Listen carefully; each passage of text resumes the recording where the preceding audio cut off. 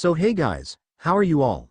Welcome to. So we are back with a brand new movie on what if Harry Potter inherited Doctor Strange's powers. But before we start, be sure to subscribe to our channel and like this video. Now let's begin the story. Almost 12-year-old, Harry James Potter, sat in the alleyway in shock. He had just been abandoned.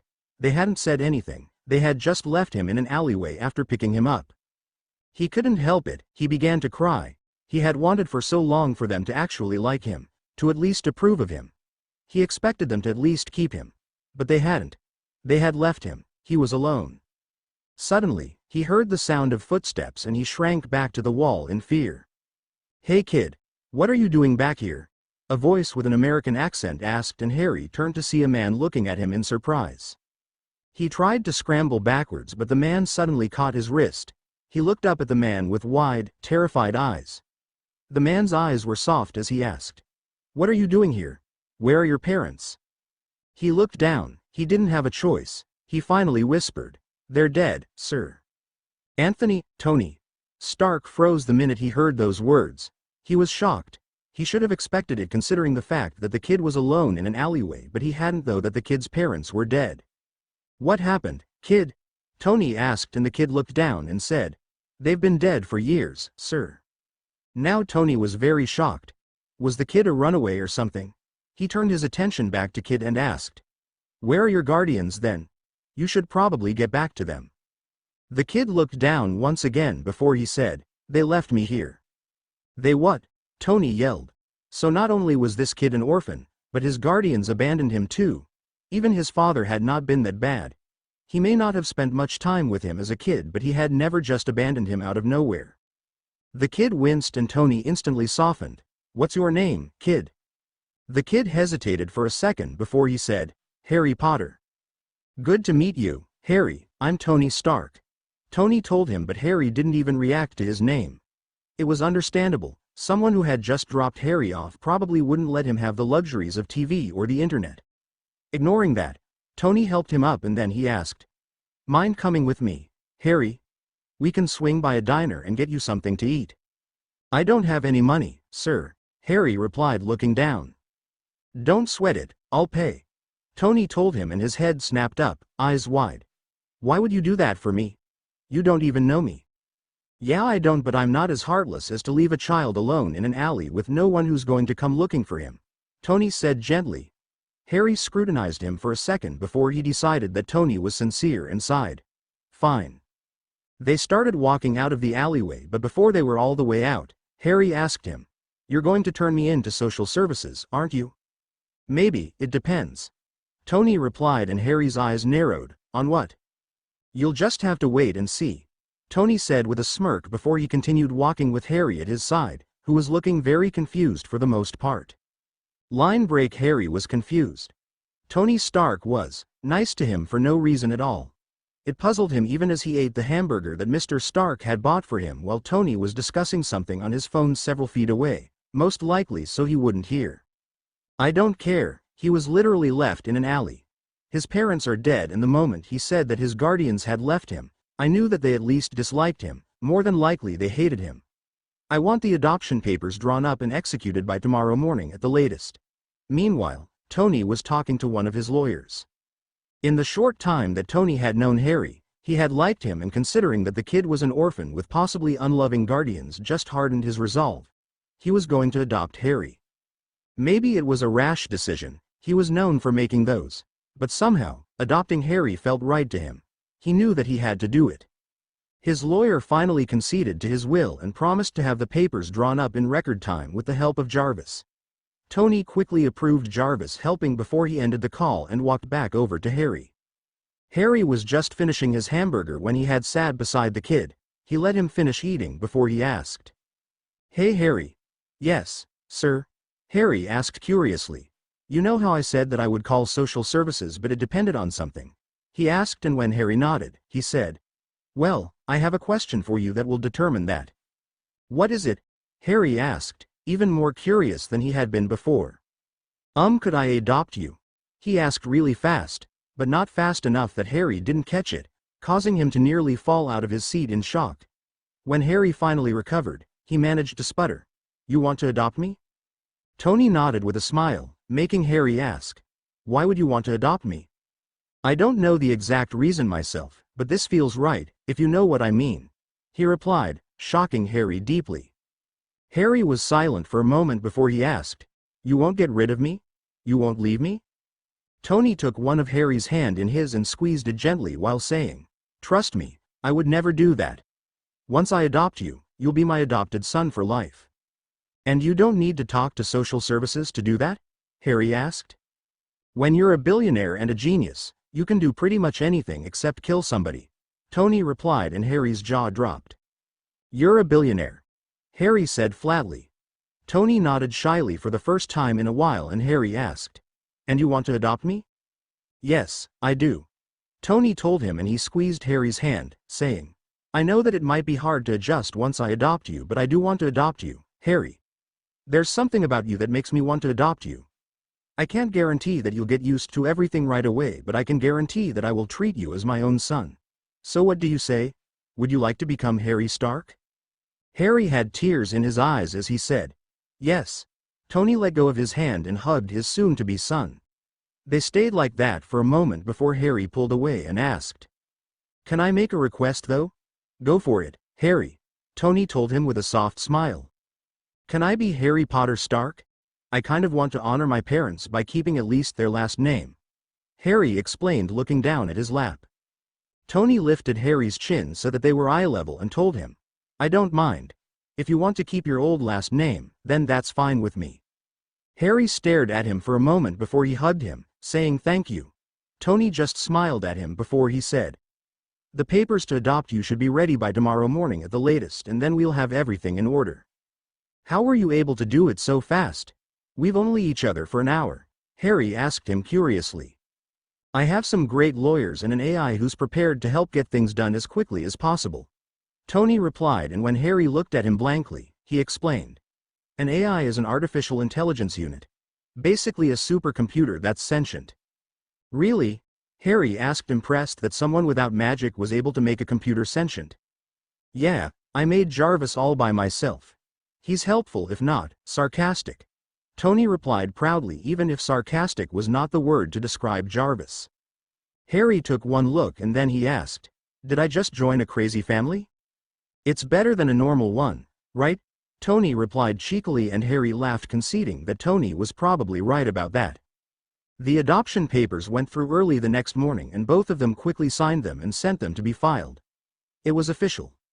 Harry James Potter was now Harry James Anthony Potter Stark. Tony had wanted to add his own first name to Harry's now long name, and Harry, being Harry, had agreed.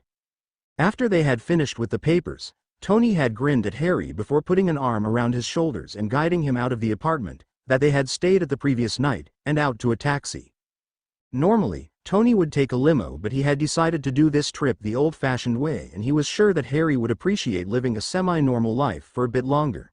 Though that didn't stop them from taking his jet once they got to the airport. Of course, he could stay in town a few more days, but he had already finished his business in London and he wanted to take Harry home. After he had called both Pepper and Happy to tell them of the new development, he and Harry had discussed many things after they had first discussed the adoption, and Tony had concluded that Harry was a sweet and innocent kid. And if he had his way, Harry would stay innocent. Tony may have been a bit of a playboy, but Harry was far too innocent to be corrupted. He was more innocent than he had been as a toddler. The two of them rode to the airport in a comfortable silence. He knew that Harry was still nervous around him, which is why he didn't try to start a conversation, but the silence was still comfortable for the both of them somehow. It took only an hour to get to the airport, and Tony guided Harry over to the place where his jet was waiting. Needless to say, Harry was a little shocked over seeing his jet. Hearing that someone's a billionaire and actually seeing proof are two very different things. Tony chuckled at the look on his face before he led him up the stairs and onto the jet.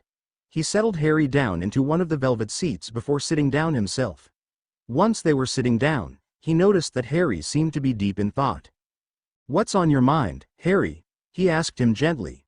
"I'm just thinking about all of this," Harry replied before he looked down, and he said in a quiet voice, "I'm still wondering why you would want me." Harry, look at me." Harry looked up at him and he said in the firmest voice possible, "You are a great kid. I may not know what those guardians of yours did to you, but I can assure you that you're better than whatever they said about you. But you don't even know everything, Harry said in a barely audible voice. Then tell me. Trust me, Harry, I won't ever leave you, he told him. When Harry looked down again, he said in a gentler voice. Please, Harry, I want to understand. I want to help. Harry bit his lip before he said, Okay. Good, now start from the beginning, tell me what they did. He told him, and Harry shook his head before saying, Before we get to that part, there's something you need to know. What's that? He asked. Well, do you believe in magic? And that started a very long story that shocked Tony down to the core. There really was something special about his child. 2 hours later, once Harry had finished his story, he looked down, sure that Tony wouldn't want him anymore. That was until Tony lifted his chin up so that they could meet each other's eyes. Harry, you are amazing. I would have never guessed that magic was real and that you can use magic. Well, that's your gift. You really are something special, Tony said in a gentle voice. Harry couldn't help it, he hugged the man as tight as he could. Tony didn't judge him for what he was. It was his dream come true. Besides that, Tony began, catching Harry's attention. I've had to deal with some strange things too. Really? Harry asked in surprise. Yeah, kid, it's probably time I told you the story of Iron Man. And with that, Tony began his own tale that took up about 1 more hour than Harry's had. Harry was amazed at his new guardian's story. He really did have to deal with strange things.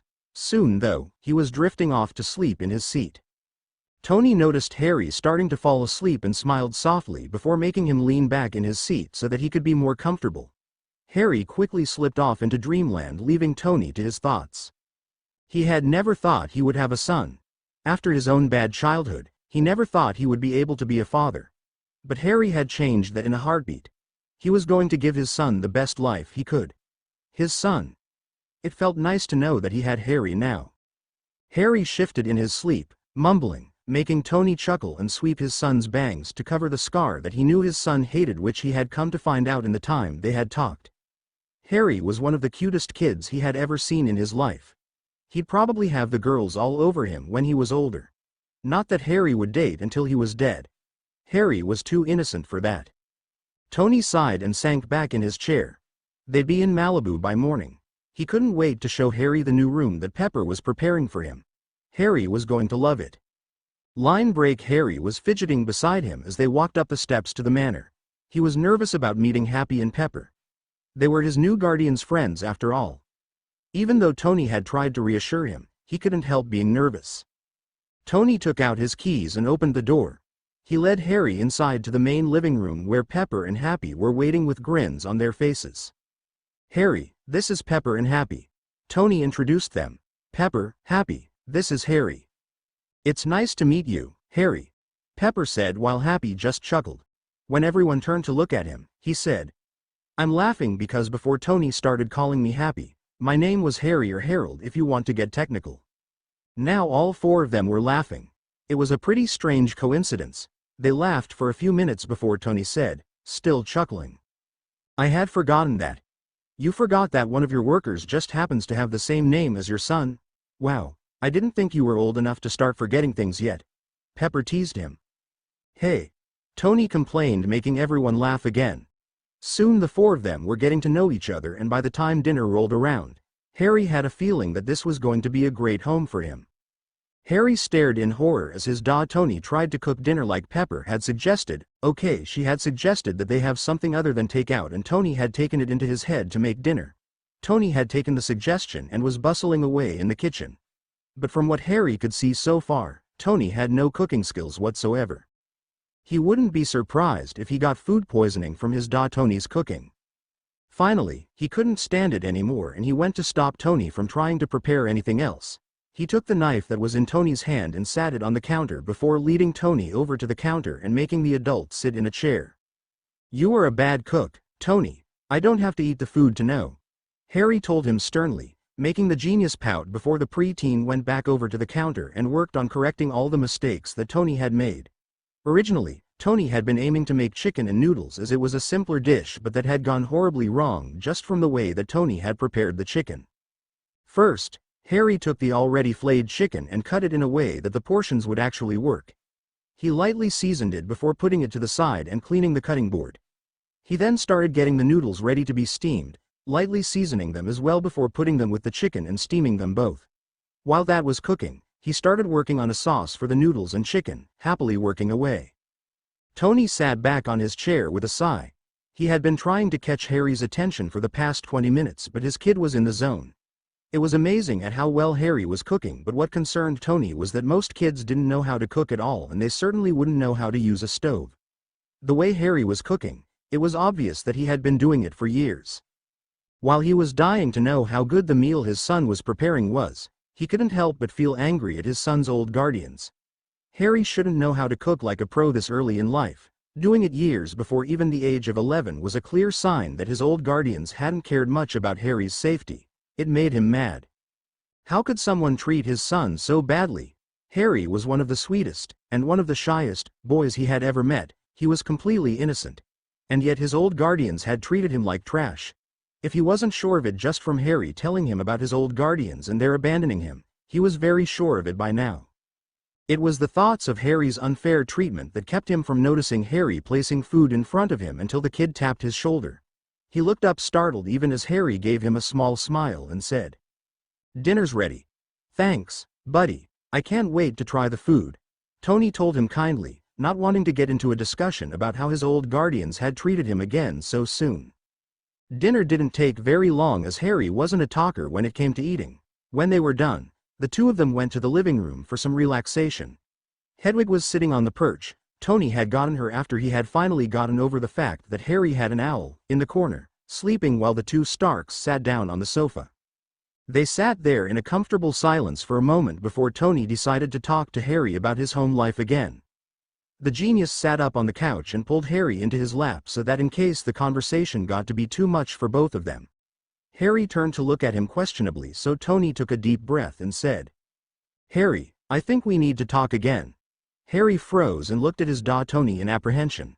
He had a feeling that he knew exactly what Tony wanted to talk about and he wasn't too keen on the conversation. Last time they had talked about it, it had ended with him sobbing his heart out and falling asleep. Tony hugged him tight as if to reassure him before the genius began. "We need to discuss your old guardians in more detail. I know that you don't want to, but we need to talk about this." "What's there to talk about?" Harry mumbled, making Tony hug him tighter before the genius told him, "Harry, you explained some but not all of your old life. I want to know everything those monsters did to you, not just part of it." Harry buried his head into Tony's chest instead of responding to what the genius had said.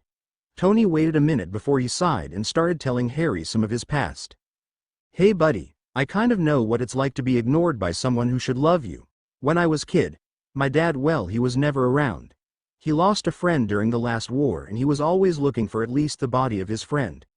Whenever he was home, he was focusing on things that had to do with work, so he never really spent any time with me. Then my mom, she was there but she couldn't be there for me that much either. I was basically raised by nannies and babysitters." Tony looked down at Harry, who was staring up at him, his eyes wide with shock. Tony hugged him again before he asked, "Do you know why I told you that?" Harry shook his head, so Tony continued, "I wanted you to know that you are not alone. I will try to understand and help you, but you have to let me in. I'm not going to be like the Dursleys, I won't ignore you or hurt you for anything you do, and anything that they did to you while you were in their care won't change that. If anything, they'll be paying for whatever they did to you." Harry stared at him for a moment before tears welled up in his eyes and he hugged Tony with all of his might. Tony held him while he cried into the man's shirt. When Harry's crying reduced down to hiccups, Tony ruffled his hair and said, "I love you, buddy."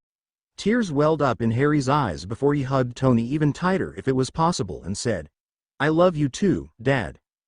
Tony felt his heart swell when he heard Harry call him Dad for the first time. He hugged his son close even as the preteen realized what he had said and looked up at him with apprehension in his eyes. That apprehension faded as Tony reassured him, saying, "I would be honored if you called me Dad, Harry's beaming grin was so big that Tony could do nothing but smile back at him just as brightly. Tony Stark was not a very happy billionaire. After he had admitted to his own childhood and Harry had called him Dad, best moment ever. Harry had gone on to tell him what he had left out the first time, and needless to say, Tony was livid. His kid had gotten it bad, very bad. And the Dursleys were going to be taken care of harshly, with the harshest punishment available, and he wasn't talking about death. The Dursleys deserved much worse. So after Harry had gone to bed that night, Tony had started planning. The Dursleys were going to pay dearly for hurting his kid. Line break. The Dursley family was having a wonderful morning. Mrs. Dursley was fixing a big breakfast while Mr. Dursley read his paper and Dudley played a handheld video game. Everything was so much better since they had abandoned that freak. There was no one to mess things up for them anymore. They could finally be a normal family. Their wonderful morning was interrupted though when a knock came at the door. Mrs. Dursley exchanged glances with her husband before going to the door and answering it. A man in a fancy suit was standing at the other side with a few letters in his hand. "Mrs. Dursley, I presume?" he asked, and once she had nodded, he handed her the letters and said, "These letters are for you and your husband, please read them at the earliest possible convenience." He nodded at her, saying, "Good day." The man left and she shut the door before going back into the kitchen with the letters in hand. She finished breakfast real quick and the three of them ate before they got around to the letters. The first one they read nearly made Mr. Dursley explode. He had been fired by Grunnings and they only gave an excuse that they normally wouldn't have had grounds to fire a rookie for. When Mrs. Dursley had read it, she was absolutely furious as well. They had no right to fire her husband. The next letter nearly made their jaws drop. Mr. Dursley had a court summoning for the abuse and neglect of an adolescent that very day. Another letter proved to be the same court summoning for Mrs. Dursley. How did the police know of their treatment of the freak? And why had they even summoned them to court for it? The abnormal freak deserved it completely and utterly. And the court didn't even give them enough time to even prepare for the case. It was completely unfair. The day got worse as they headed to court. Firstly, their usual babysitter for Dudley had fallen under the weather so she couldn't watch them. Thus, they had to bring Dudley with them when they headed over the courthouse.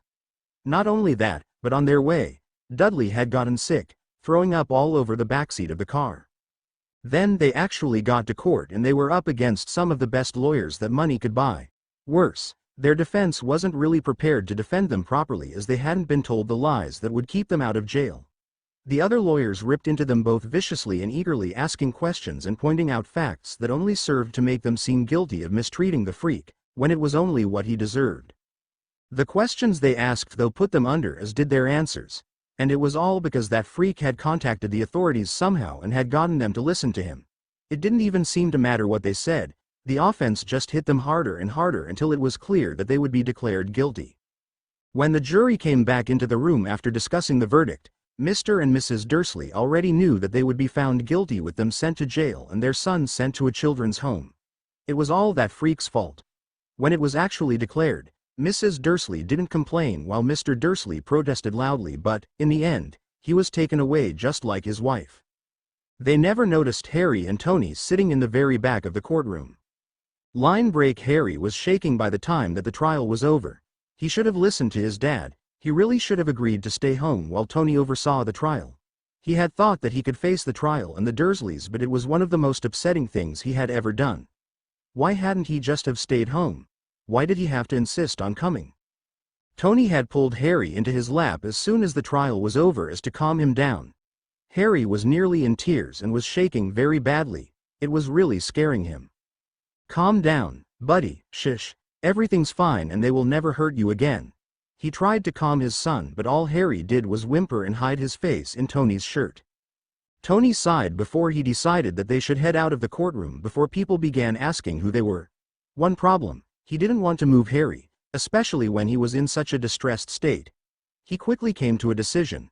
He put one of his arms underneath Harry's legs and the other around his torso and lifted him up. Harry nearly protested this action, but he decided to just get his dad back for this later and snuggle close to him now so that he could have some extra comfort. Tony carried him out to the car where Happy was waiting on them. Happy raised an eyebrow at Tony carrying him but didn't comment on it. Tony set Harry gently down onto one of the seats and buckled him in before sliding into the car and doing the same to himself. Harry leaned into his side, seeking as much comfort as he could from his dad. Tony put an arm around him before saying, "Everything's going to be all right from now on." Harry didn't say anything. He just pressed himself farther into Tony's side like earlier. Tony sighed again but wrapped his arms around his kid, telling him, "Do you hear me, Harry? Everything will be fine. I won't let anyone hurt you ever again." "I know," Harry whispered before pushing himself farther into Tony's side and saying, "Love you, Dad." "I love you too," Tony told him with a smile. They let silence fall in the car ride for a few minutes before Happy told Tony in a quiet voice. "Piper called earlier. She bought a cake to celebrate those monsters going to prison and to help calm everyone down." "Well, cake is the best kind of comfort food." Tony smiled with only a tinge of sadness on his face, and he held Harry as close as he could without hurting him. "I think this works better," Harry murmured into his side. Tony smiled at his little boy before they fell into silence for the rest of car ride. It had been a month since the trial and things had wound down a lot. There were a few more incidents of insecurities and talks, but other than that the only thing interesting that really happened was that Tony discovered how smart Harry was. Apparently, when trying to make sure you get a lower grade than your cousin who makes straight D's and F's, you learn a lot. Harry may not have known much about technology, but he understood math, English, history and science like you wouldn't believe. Tony was grinning for a whole day when he discovered exactly how much Harry knew and had even made a plan for teaching him more before he went back to school. Knowing Tony, Harry would be a little genius by the time the summer was over. Anyway, it was the day that the tower that Tony had been building in New York was finished, which meant that Tony and Harry were going to see it with Pepper. They headed over on Tony's jet before driving to the tower. Walking into the tower, Tony grinned as the lights came on because of the bigger arc reactor not in his chest. Harry was looking around in awe. It wasn't that different from the Malibu house, but he was still getting used to that house. This one was even more amazing than the other, and much, much bigger.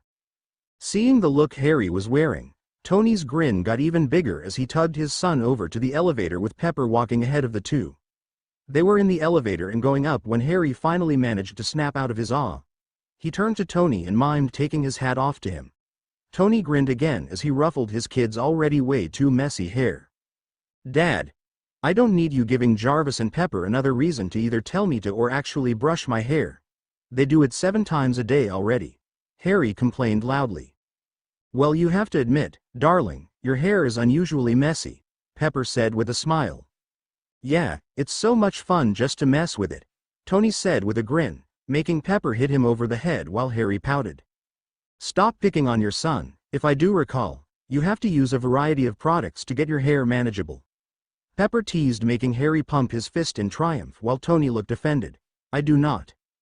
"Tony, I have seen your bathroom," Pepper deadpanned, causing Harry to snicker while Tony tried to deny her unsuccessfully.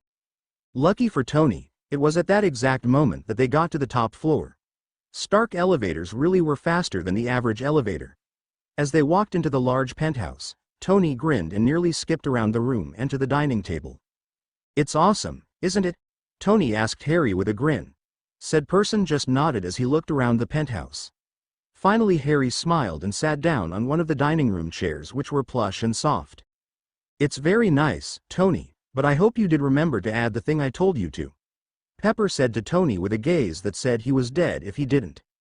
"Yes, I installed a top-of-the-line coffee machine and I think I outdid myself on the bedrooms," Tony told her, smiling brightly. "Sir really did go as you say, all out, Miss Potts," Jarvis said before adding, "He also installed cameras in my servers. I took pictures." "Tony, if Jarvis takes any pictures of me in my bedroom, I will kick you in the crotch," Pepper said with a smirk as both Tony and Harry paled. Before Tony could retort that, Jarvis suddenly announced, "Sir, Agent Coulson is on the line." "Shield. What do they want?" "Never mind, doesn't matter. Harry, go hide in the kitchen. Shield doesn't know you exist and I'm going to keep it that way." Tony turned to Harry, who did as he was told and nearly ran to the kitchen, hiding behind the counter so that he could still hear.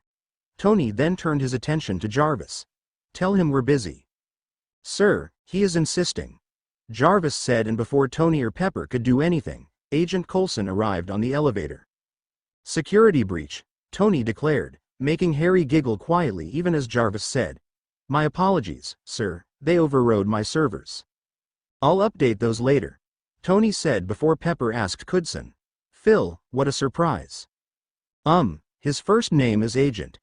Tony said in an almost confused voice that made Harry giggle again. Coulson tried to hand him some files but he wouldn't take them, so Pepper did before handing them to him. "Sorry, no time for formalities, we need you to come in," Coulson said seriously. "For the Avengers initiative?" Pepper asked before adding, "which I know nothing about." "I thought I didn't qualify for that?" Tony asked after Coulson had nodded, saying, "That I was childish, self-centered, hard to work with?" "That I did know," Pepper said, making Harry giggle again, which finally made Coulson go, "Okay, that's the third time, where's that giggling coming from?" Harry froze as well as Tony and Pepper, but Tony as usual, had a plan. An idiotic plan, but a plan nonetheless. Agent? Are you sure you're alright? Have you been drinking recently or something? Because I haven't heard any giggling and Jay would have told me if there was someone else in here." Tony asked him gently, as if talking to a crazy person. "I swear that I heard someone giggling," Coulson muttered before finally shaking his head and saying, "Must have imagined it. Anyway, read over those files then report to S.H.I.E.L.D. With the number of times you hack it on a daily basis, you probably know its current location, correct? If not, I'll just have Jay hack it again. You guys need to update your firewalls. 'Cause I can get through them in about 2 seconds and Jay can get through them in 30, Tony told him. "I'll keep that in mind. Just get over there. We'll need your help," Coulson said before he took his leave. Once the elevator doors had closed, Harry nearly shot over to Tony's side and snuggled into it. Tony wrapped his arms around him before he turned to Pepper and asked, "You're heading to DC in a few hours, aren't you?" Once she had nodded, he continued, "Take Harry with you." "No," Harry exclaimed, hugging Tony tighter than before. "Now listen to me, I don't want it any more than you do, but if something were to happen here, I would rather you be with Pepper.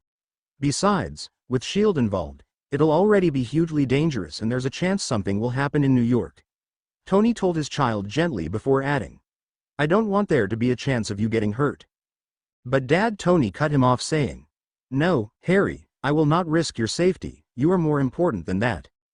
"Fine," Harry said after a few minutes, looking rather put out.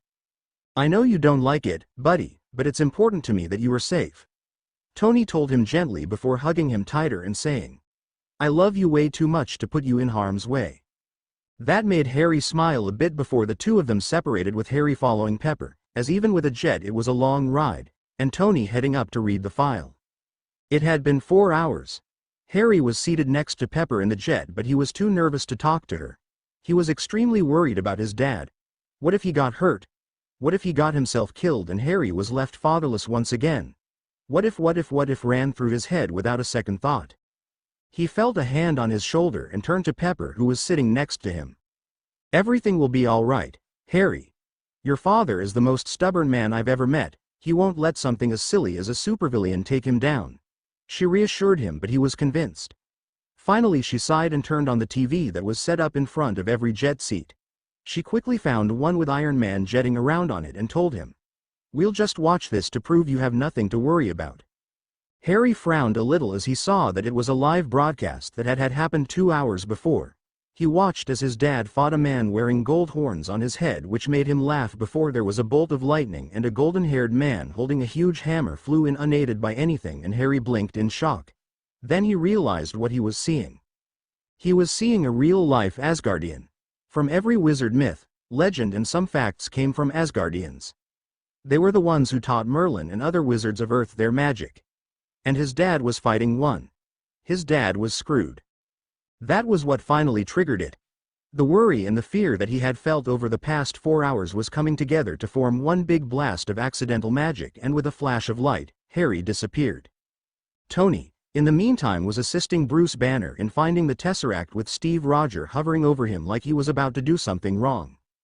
That was partially his fault. He had poked Banner with a pen right when the super soldier walked in. But Rogers had just gone off like he had just prodded a ticking time bomb, which Banner was not. Banner may have some anger issues, but that didn't mean he wasn't in control, that Tony could tell. What he had joked with Banner about was just that, a joke.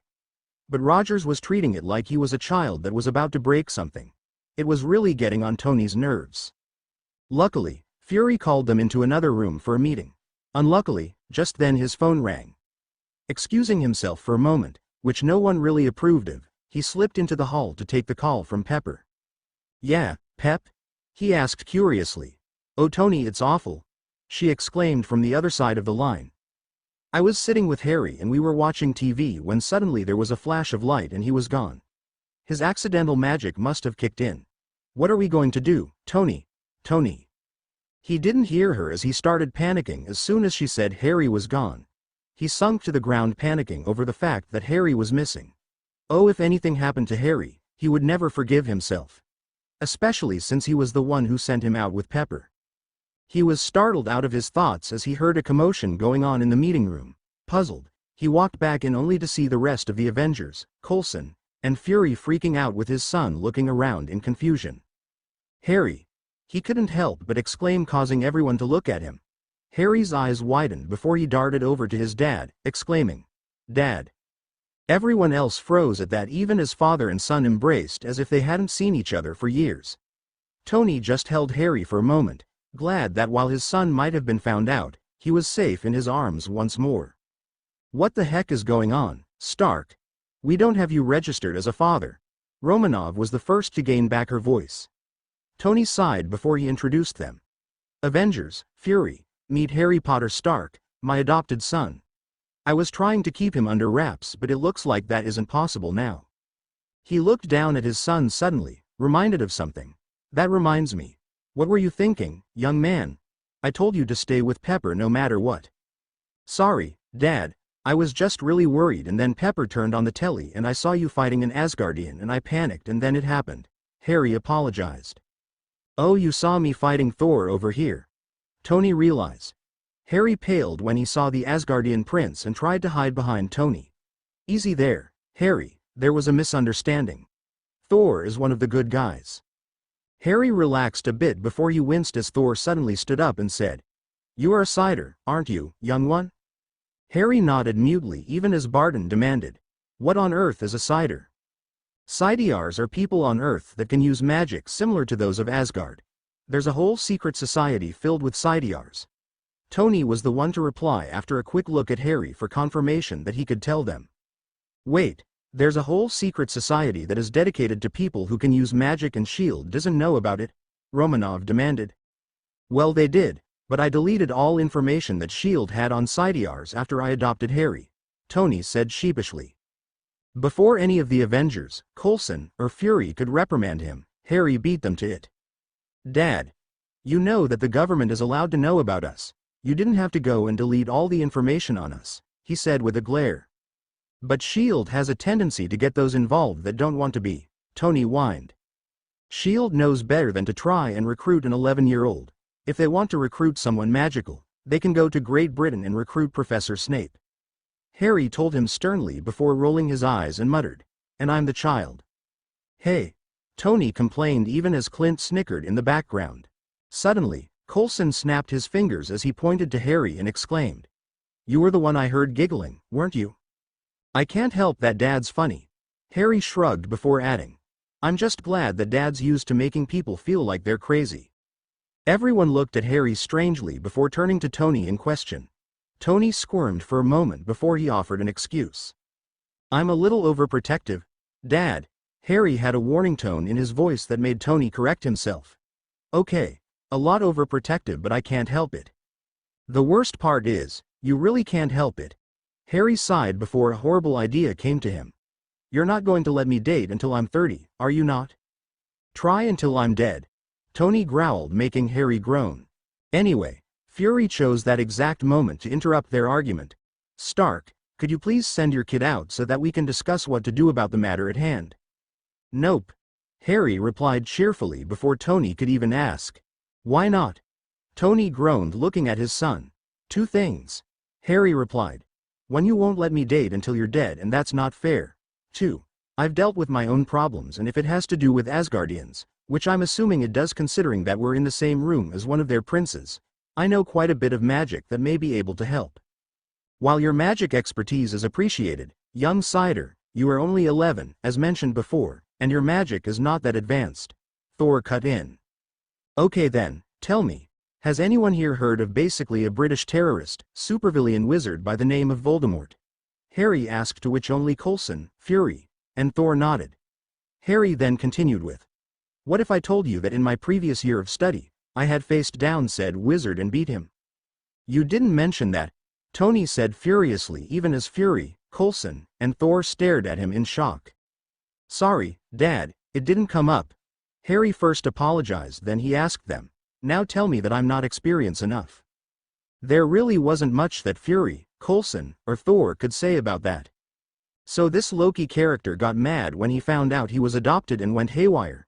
Harry concluded, to which Thor replied with, "That is correct, young Cider." Harry was silent for a moment, but that didn't fool Tony. He could tell that Harry was about to start ranting, and sure enough, a few seconds later. "Finding out you're adopted and no reason to go haywire. Loki is a lucky one, seeing as he got a good adopted family.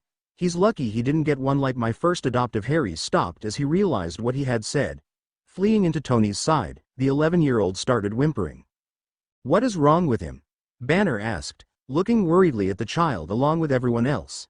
Tony looked at his child before asking gently, "Can I tell them? Just so they'll understand?" Harry nodded against his chest once, still whimpering, so Tony turned to look at the rest of the Avengers before he growled out, "Anything that I say does not leave this room without Harry's or my own permission, got it?" Everyone nodded when they heard the intensity in Tony's voice.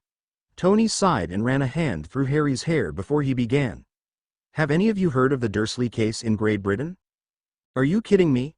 They are the most notorious people in that country.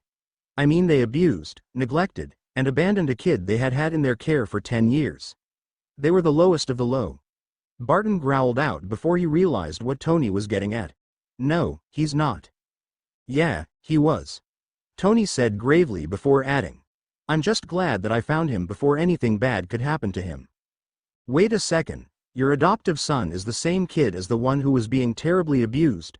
Romanov demanded before she growled. "They deserve worse than prison, and I'm surprised that you didn't just outright kill them." "Harry didn't want me to," Tony shrugged before adding, "He really has a heart of gold, having compassion for those people who raised him." "Do you know the real reason why they treated him so badly then?" Romanov suddenly asked. "Yes," Tony growled before he told them. "They treated Harry so badly because they hated magic."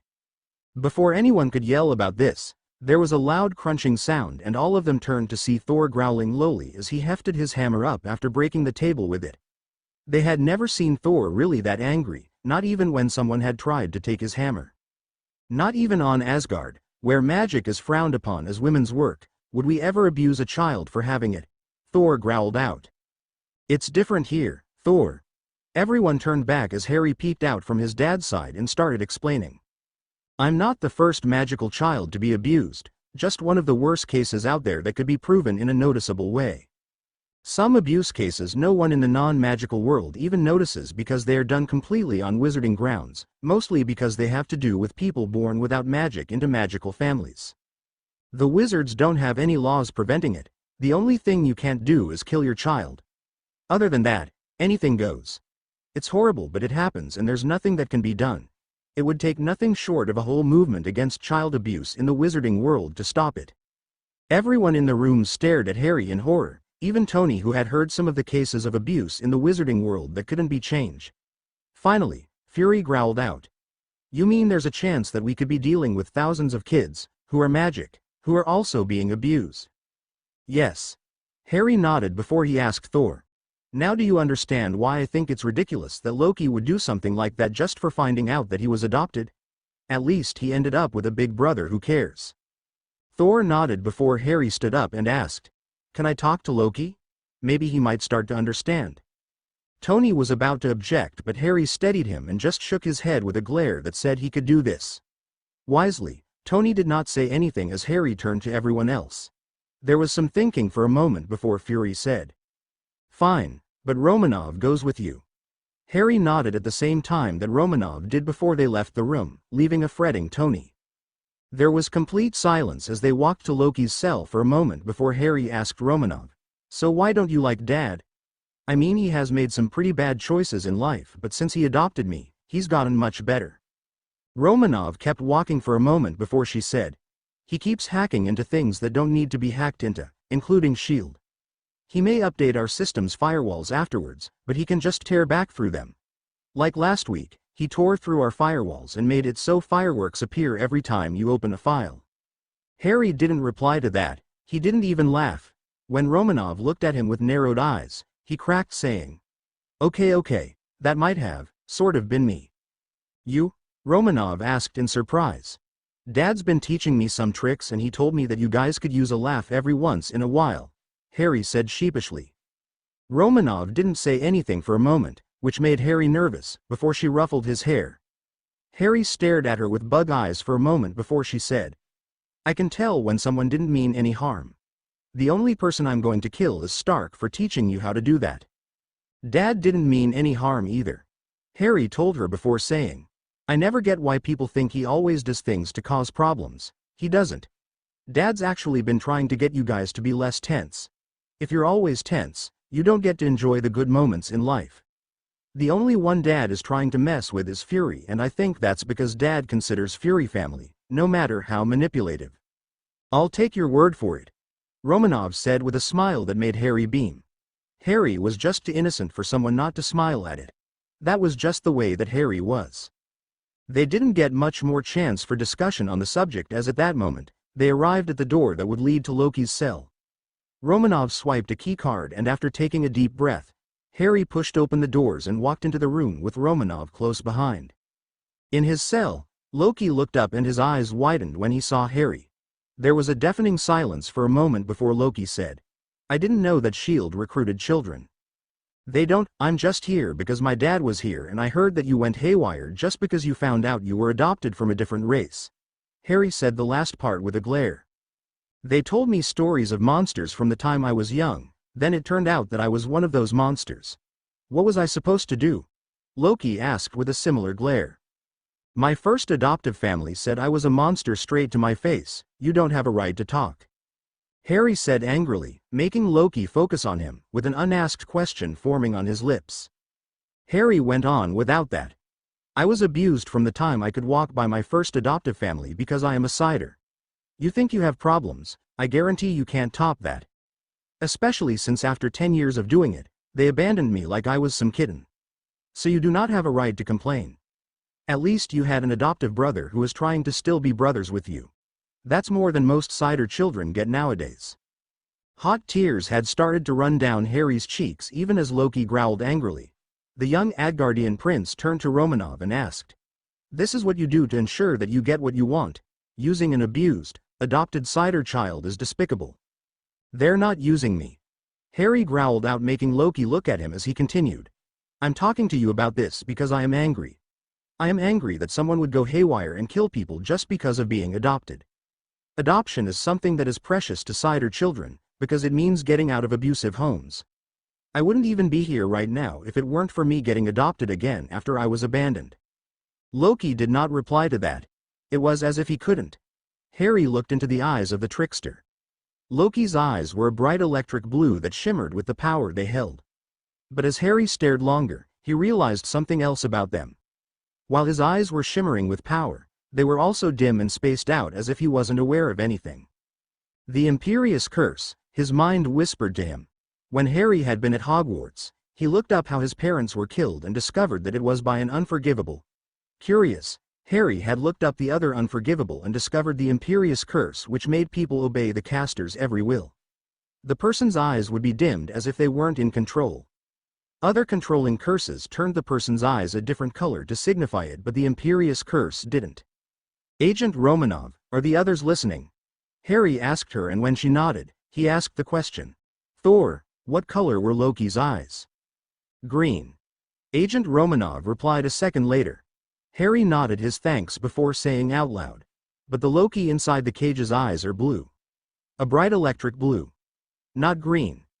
Thor, I think your brother is being controlled by a curse similar to that of the Imperious, but not quite. Romanov suddenly winced before she took out her earpiece and gave it to Harry so that he could deal with the headache that came with that revelation. After the chaos had subsided, Harry listened through the earpiece to Thor's next question. Young Cider, do you know how to release my brother from this curse? I am sorry, Thor, but as you've said before, I'm inexperienced with magic. I only know about the Imperious Curse because I was looking it up. And the only thing I know can stop that curse is it either being lifted or the person it was cast upon throwing it off. Not to mention, we're not even dealing with the Imperious Curse right now. Harry apologized. There was silence for a moment, as everyone considered their options, before Fury's voice came through the earpiece. Romanov, Stark, get up here to the meeting room. We'll discuss our options there. Harry nodded and relayed the message to Romanov before turning to Loki and saying, everything will be okay. Your family, whoever you consider it to be, will be there for you. With that said, both he and Romanov left Loki's cell room and went back to the meeting room, where Harry immediately sat down in Tony's lap and cuddled close to his adopted father. Fury looked at the two of them before he asked, this is going to get confusing, so what do we call each of you? Just keep calling me Stark, Tony said before adding, but if you're really not going to call Harry by his first name, call him Potter Stark. I just hyphened his name when I adopted him because he wanted to keep a bit of his parents. Wait one moment, this young cider is the young Harry Potter, the boy who lived? Thor asked suddenly when Tony said this, making both of them groan. Yes, he is, Thor, but he hates the stupid title and I have to agree with him, Tony replied even as Harry glared at Thor for bringing it up. What is he? Harry cut Barton off saying. No, we're not discussing that right now. We need to discuss a way to break Loki from the curse he is under. And what would you suggest we try with that? Coulson asked raising an eyebrow. Harry squirmed under his gaze for a moment before suggesting. Maybe hit him over the head? That would not work, young cider, this is a complicated curse we're talking about, not a prank. Thor exclaimed while Tony and Banner looked thoughtful.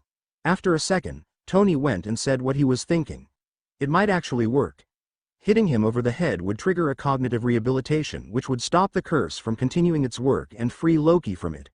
Also, I have to say Loki deserves a hit over the head either way. It wouldn't just have to be a hit though, Banner added, making everyone turn to him as he continued. Think about it. Loki has been possibly under this curse for a few days at least, he's had to have hit his head at least once during this time. To trigger the cognitive rehabilitation, we'll probably have to hit him harder than just a simple hit on the head. Not enough to kill him or knock him into a coma, but close enough to that point. So Thor hits him over the head with his hammer? Harry suggested, making Tony snicker while everyone else just stared at Harry as if he had just said he was an alien. But then they stopped to consider it for a moment. After a moment, Banner said, that could work. Are you really saying that I should hit my brother over the head with a hammer that is not only one of the strongest in existence but also conjures lightning? Thor asked flatly.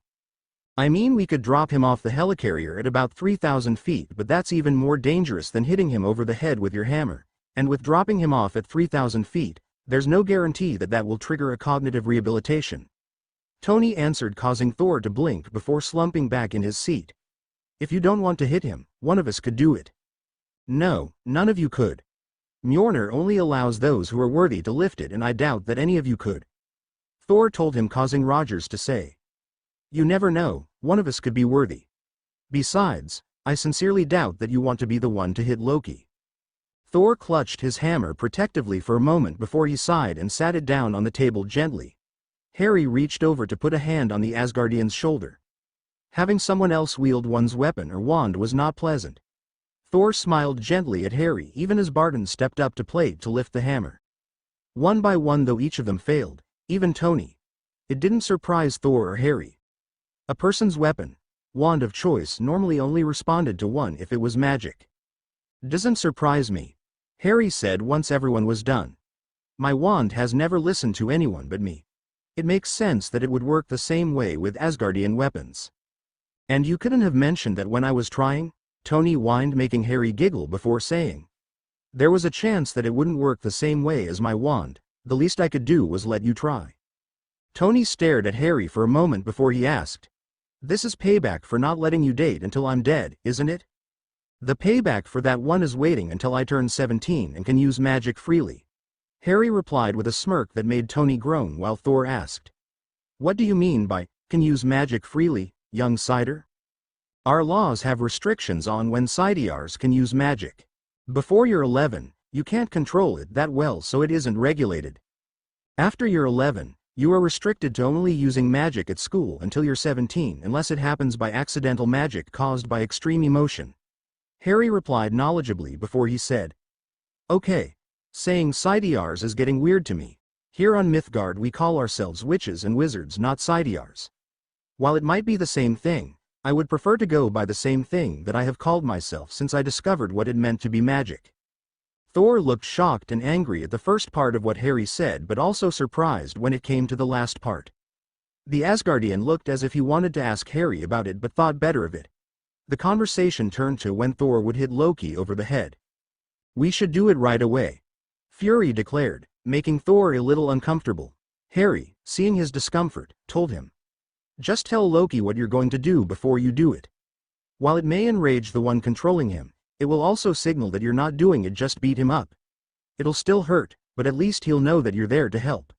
Owen hit him over the back of the head. It won't hurt as much as hitting him in the face would." Thor stared at him for a moment before nodding and hefting his hammer. After Thor had left the room, Coulson pulled up the camera on Loki's room so that they could watch the next scene unfold. A few minutes later, Thor entered the cell room, causing Loki's eyes to instantly lock with the blonde's. There was some glaring, but it seemed soft somehow. They waited with bated breath as Thor told Loki what he was going to do and why he was doing it. Loki looked relieved for a split second before a sneer appeared on his face. The cage opened for a split second and Thor slipped in just as it closed back. Luckily, Loki hadn't had time to escape as Thor stepped towards him. There was a brief second that looked as if Loki was thanking Thor before the younger brother collapsed as Thor's hammer came into contact with his head. The second that Loki collapsed, Thor was there cradling his younger brother, while everyone still in the meeting room, except for Tony and Harry, were celebrating. Tony and Harry just looked at each other before they left the meeting room and went to Loki's cell room. Even an Asgardian would need help after getting hit over the head with Mjolnir. Were they the only ones who realized that? By the time Harry and Tony had reached the cell room, Thor had already picked up Loki into his arms and was about to get medical help for his brother. Thor's eyes softened as they came in as it was clear that they were there to help. "I know where a medical bay is," was the first thing that Tony said, to which Thor nodded it and followed the man out of the cell room with Harry going over to Thor's side and offering a comforting hand to the Asgardian. Thor smiled gently at him before focusing on his brother once more. It didn't take more than a few minutes to get to the medical bay, and once they were there, Thor laid Loki down on one of the beds even as Tony shot back out to get a doctor. Thor sat down heavily in a chair next to Loki's bed. Harry sat in another chair next to Thor to offer support. There was silence for a few moments before Thor said, "I thank you, young wizard, both you and your father. I fear I had no idea where to go for help with my brother other than home, which would take too long." "No problem," Harry replied before adding, "Dad always tries to memorize where stuff like medical bays are. Mostly because he gets hurt a lot, not to mention myself. Still, I am grateful," Thor told him before he sighed and said, "He may do bad things, but I love my brother and wish that I didn't have to hurt him to help him." "He'll thank you for it," Harry said, turning to the Asgardian prince. "You may have knocked him out, but that's much better than being controlled. The most you have to worry about is a friendly punch as a sort of payback for hitting him with Mjolnir. Other than that, he'll probably hug you." Thor snorted before saying, "My brother is not known to react well to receiving hugs, much less giving hugs." "He'll hug you, trust me," Harry said with a smile just as Tony came back in with a doctor who started examining Loki's head to figure out how best to treat him. Tony pulled up a chair beside Harry and Thor and sat down. Harry slipped his hand into Tony's, which the man then squeezed. The three of them sat there in silence even as the doctor left, saying that Loki would be awake soon.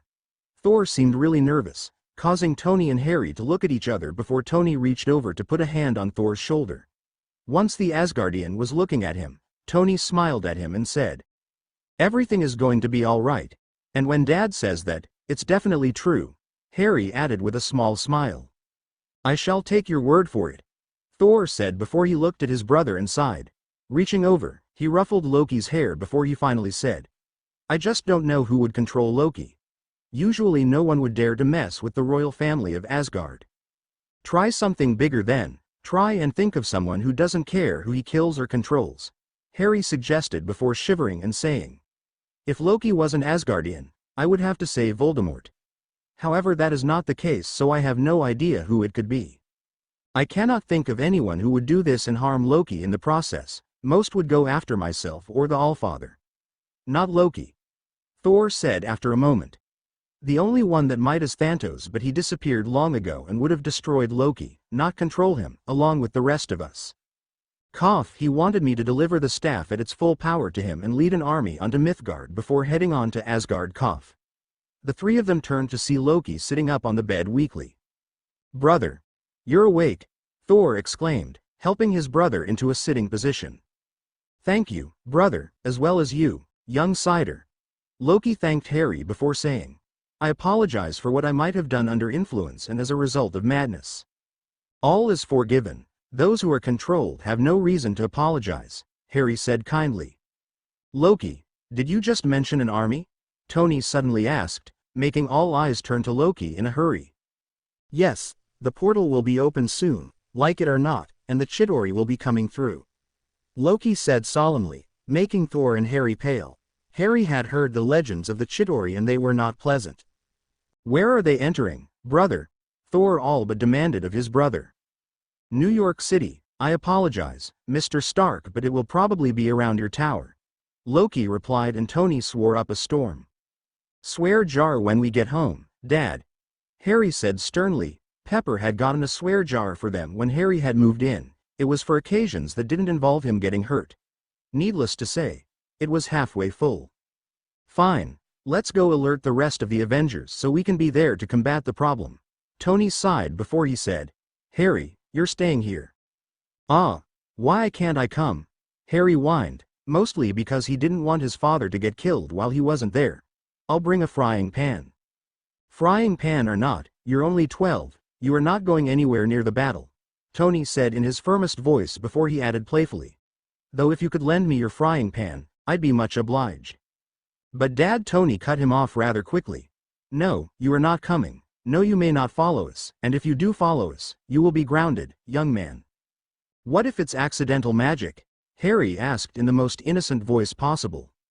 Then you're to get off the battlefield as soon as possible, and if you try that excuse with me once during the battle, I will follow through with my earlier plans when you go back to school. Tony said in a strict no-nonsense voice that finally made Harry shut his mouth. What if you get hurt? Harry finally asked in a quiet voice. Tony looked at him before looking at Loki and Thor and saying, If you'll excuse us, I'm going to have a chat with my son. The two Asgardians nodded even as Tony led Harry outside of the infirmary and into a secluded hallway. Once there, Tony gripped his son by the shoulders and said, Buddy, I'm not going to get hurt in this battle. I'm Iron Man, remember? When Harry didn't look at him, Tony tilted his chin up and said, Talk to me, what has you so worried? Harry was silent for another moment before he finally said, What if you get killed in this battle? I don't want to lose the only parent I have left. In an instant, Tony was hugging him tightly. This hug triggered a little breakdown for Harry as he started sobbing at the thought of losing his dad. It took a while for him to calm down completely, and when Tony finally pulled away, he was still hiccuping with the tears running down his face. I'm not going to die and you're never going to lose me, I won't let you be left alone in this world again, and not even these Chitauri will stop me from preventing that. Tony said in a soothing tone before he followed up with a stern tone. But you are also not going. You may not want to lose me, but if I lost you, I would be a broken man. You're too important to me. I'm not going to let you go and get killed. Harry stared at him for a minute before saying, Okay, Daddy, but you don't get my frying pan. Oh come on, it's a useful weapon, Tony complained. Even as he registered the fact that Harry had called him Daddy, it pulled his heartstrings more than the usual Dad did. It's for my own protection, Harry said lightly. Tony stared at him for a moment before he sighed and said, Okay buddy, you keep the frying pan. I have to go defend New York. Be safe, the only ones here you can really trust are Agent and Fury, okay? Okay, Dad. Harry replied before watching as Tony turned and went to get his suit. He waited for a few moments before he followed. He was not going to let his dad go into a battle without him, no matter what his dad said. Thanks for watching.